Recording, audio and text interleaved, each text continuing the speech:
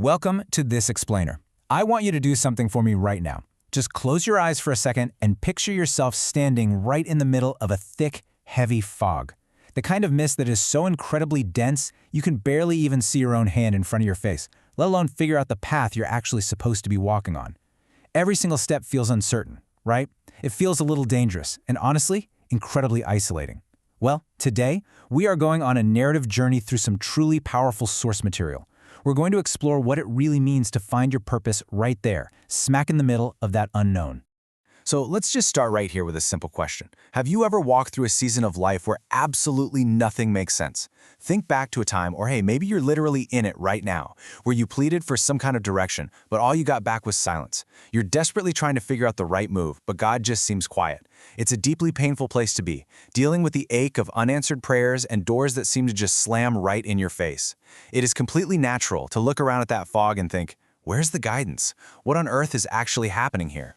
You know, this experience of deep, heavy confusion, it isn't new at all. Our source material points us to this profound moment with Jesus and his disciples. He actually kneels down to wash their feet. Now, a conquering king doing that? No way. That was absolutely not expected, and they are completely bewildered by it. But he looks at them and says, "You do not realize now what I am doing, but later you will understand." And honestly, that right there sets up the entire premise for our explainer today. The very essence of faith is choosing trust over sight.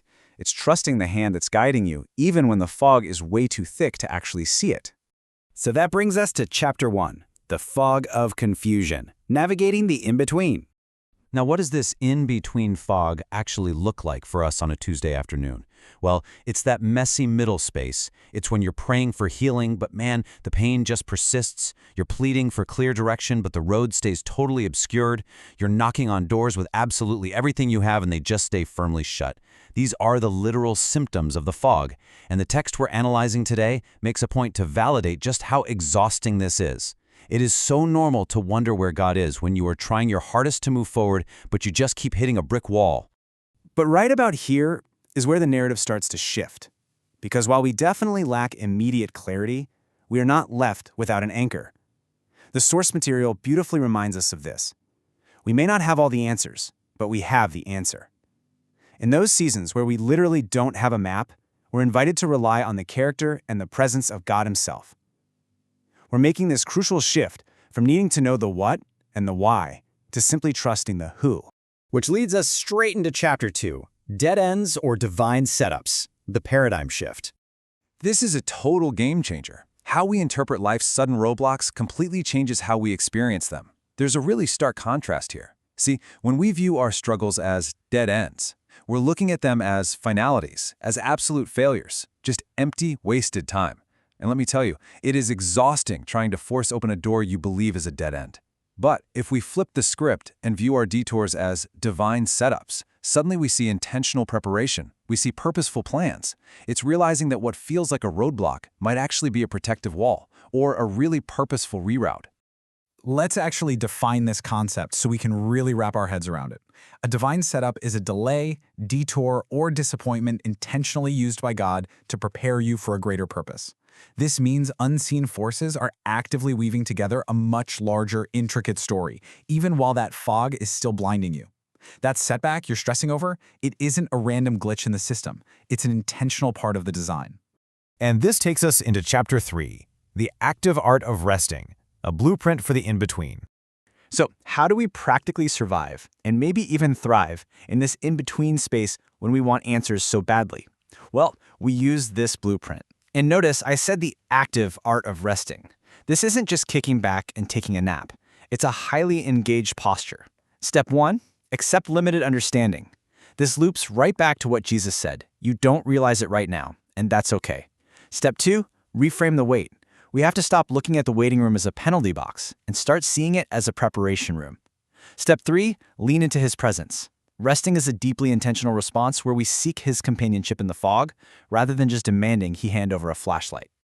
To really do this, we have to make a major transition. Actually, scratch that, it's more like a complete pivot.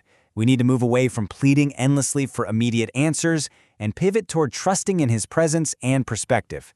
The really profound insight from our sources is that true peace, it doesn't actually come from getting the resolution we're so obsessed with. Peace comes from actively choosing to seek God's companionship right there in the middle of the unresolved mess.